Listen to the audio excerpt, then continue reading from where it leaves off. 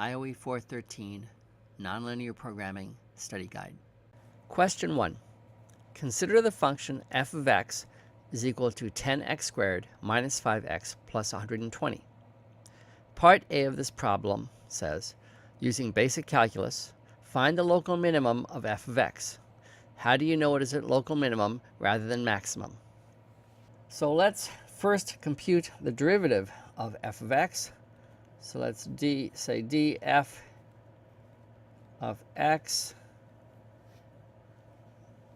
dx is equal to 20x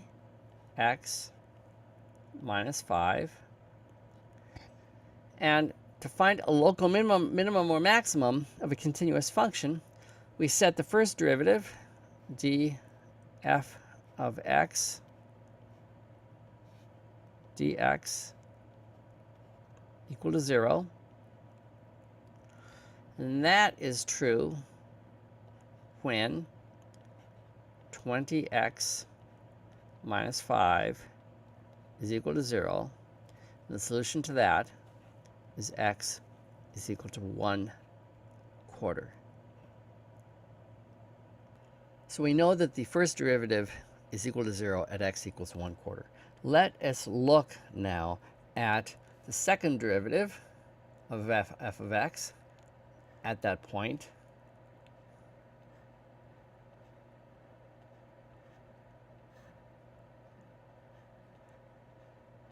The second derivative is easy to compute. It's just 20. And if we evaluate it at x is equal to 1/4, it's just 20 because it's not a function of x, it's just a constant. Now what we want to notice is that the second derivative is strictly greater than 0. And what that means is that f of x looks something like that. And the point where the first derivative is 0 is a local minimum. So that's the why part of this question, is because the second derivative is greater than 0 at x equals 1/4. So what we would have is we have a local minimum at the point x is 1/4, because 1/4 is the value of x where the first derivative of x is equal to 0 and the second derivative is strictly positive. Part B of this question says, using the theory presented in this section of lecture notes, show that this point is a global minimum. So for part B, what we see here is the canonical form of a nonlinear program as described in the lecture notes for this section. And the way to see that we can formulate our optimization problem here, our one-dimensional optimization problem, is to note that f of x is equal to 10x squared minus 5x plus 120, and that there aren't any constraints here. So actually m is 0 and L is 0. And then this capital set x is just the real line. So x is anywhere on the real line. And that's how we turn our one-dimensional optimization problem into something that looks like what we covered in the lecture notes. To determine whether we can use the theory presented in class, we have to figure out whether this is a convex programming problem, which means figuring out whether both f of x is convex and the set of feasible solutions is convex. Well, the set of feasible solutions is just the real line, so that's trivially convex, no problem.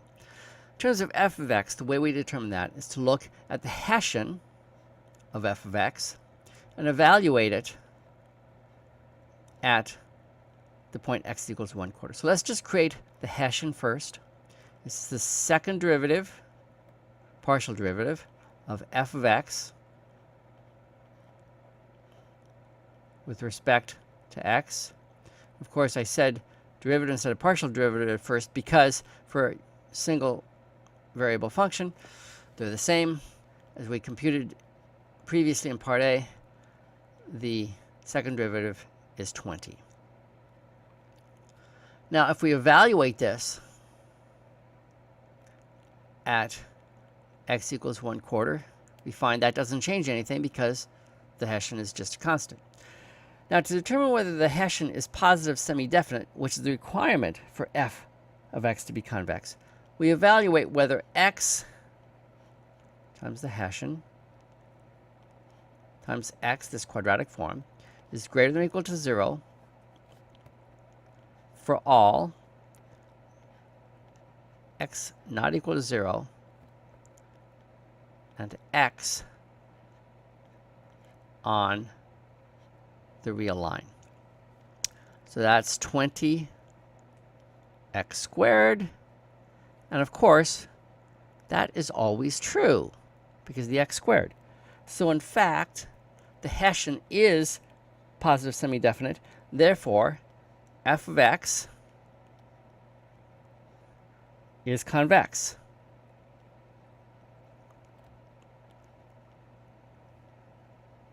Not only that, but it's convex everywhere because this does not depend on where you're evaluating the Hessian at. Now that we know that we have a convex programming problem, let's look at the KKT conditions. Well, there are no inequality constraints. There are no equality constraints. This is just the real line. Since there are no inequality constraints, this goes away. Since that goes away, mu sub I goes away down here, and this goes away. And since there are no equality constraints, lambda sub I goes away. So all we are left with is the requirement that the gradient of f of x is equal to 0. So all we need to do is evaluate the gradient of f of x at x is equal to 1/4 and see if it's 0. So let's compute the gradient of f of x, which for a single variable function we'll write out here is the partial derivative of f with respect to x, which is 20x minus 5.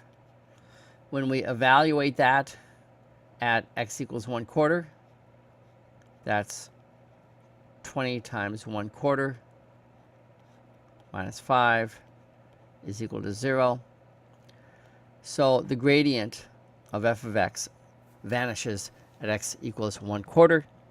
Therefore, we've satisfied our Crush-Kuhn-Tucker conditions. And since this is a convex programming problem that we determined earlier, this means that it is a global minimum.